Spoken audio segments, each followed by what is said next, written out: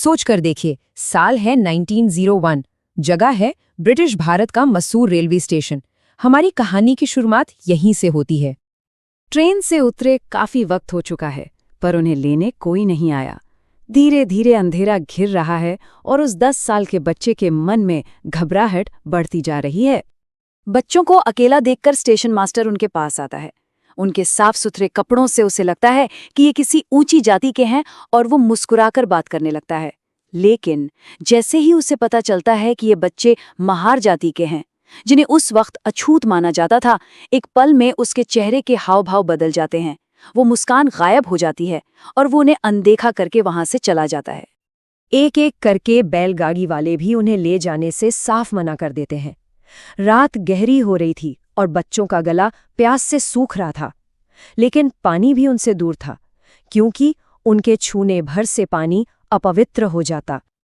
और यही वो लड़का था जिसने आगे चलकर भारत का संविधान लिखा। आज हम जानेंगे डॉक्टर भीमराव रामजी अंबेडकर की कहानी, जिन्होंने तर्क, शिक्षा और कानून के हथियार से भेदभाव की हर दीवार को तोड़ने की कोशिश की। तो ये जो कहानी है ना, ये सिर्फ पानी की प्यास की नहीं है। ये असल में इंसानी सम्मान और गरिमा की प्यास की कहानी है, जिसने उनके पूरे जीवन की दिशा ही बदल दी। डॉक्टर अंबेडकर को जन्म से ही इस व्यवस्था का सामना करना पड़ा था। अस्पृश्यता यानी छुआछूत एक ऐसी प्रथा थी जहां समाज के एक बड़े हिस्से को उनके बुनियादी मानवाधिकारों से भी दूर रखा जाता था। वजह सिर्फ ये कि वो एक खास जाति में पैदा हुए थे। शिक्षा का रास्ता भी कांटों भरा था। सोचिए, उन्हें क्लास में सबसे अलग एक बोरी पर बैठना पड़ता था, एक ऐसी बोरी जिसे कोई छूता तक नहीं था। यहां तक कि पानी जैसी मामूली चीज के लिए भी वो दूसरों पर निर्भर थे। अगर स्कूल का चपरासी छुट्टी पर है तो बस उस दिन उन्हें प्यासा ही रहना पड़ता था। तो इस जुल्म और अन्याय से लड़ने के लिए अंबेडकर ने कौन सा रास्ता चुना? उन्होंने चुना ज्ञान का रास्ता।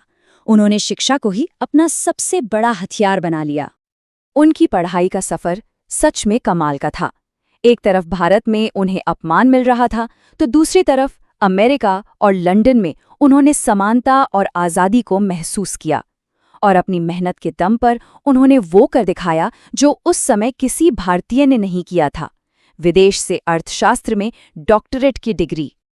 और ये बात सिर्फ डिग्रियों की नहीं थी, वो कुल 9 भाषाएं समझते थे।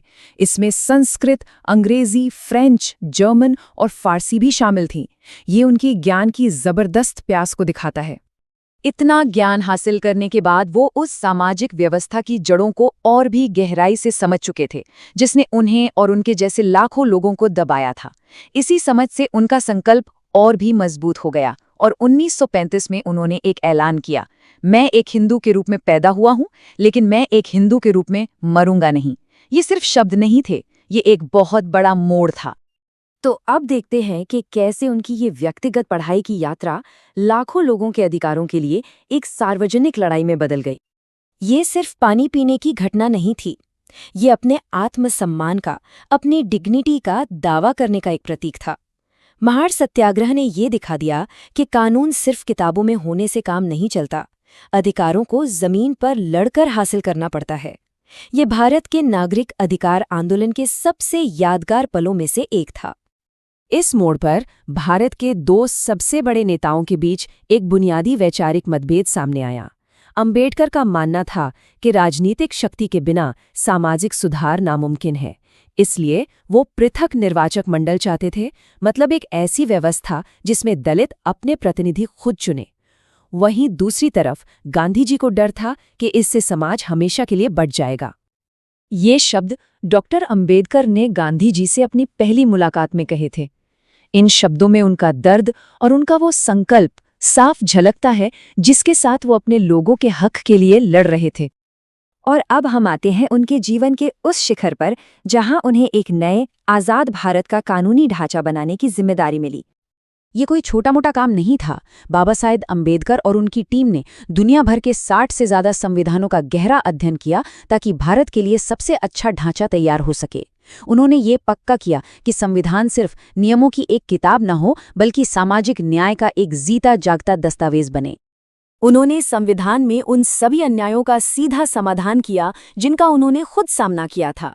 अनुच्छेद 17 के जरिए जिस छुआछूत ने उन्हें पानी पीने से रोका था, उसे कानूनन एक सजा पाने लायक अपराध बना दिया गया। उन्होंने ये सुनिश्चित किया कि हर नागरिक को धर्म, जाति, लिंग या भाषा के आधार पर बिना किसी भेदभाव के समान अधिकार मिले। चलिए अब उनके स्थायी प्रभाव और जीवन के अंतिम पड़ाव पर एक नज़र डालते हैं। 50,000, जानते हैं ये नंबर क्या है? ये उनकी निजी लाइब्रेरी में मौजूद किताबों की संख्या थी, दुनिया की सबसे बड़ी पर्सनल लाइब्रेरियों में से एक। ये ज्ञान के लिए उनकी जीवन भर की लगन का एक और सबूत है। तो सवाल यही है, एक लड़का जिसे कभी एक घूंट पानी के लिए तरसाया गया, वो करोड़ों लोगों के एक देश को संविधान देने वाला इंसान कैसे बना? इसका जवाब उनकी शिक्षा की ताकत, उनके अटूट इरादे और न्याय के लिए उनकी कभी न खत्म होने वाली लड़ाई में छिपा है। और आखिर में यही उनकी सबसे बड़ी विरासत है। ये संविधान एक ऐसी ढाल है जो ये सुनिश्चित करती है कि किसी भी बच्चे को वो अपमान ना सहना पड़े जो मसूर रेलवे स्टेशन पर उस 10 साल के लड़के ने सहा था। ये हर भारतीय नागरिक के लिए गरिमा का एक वादा है।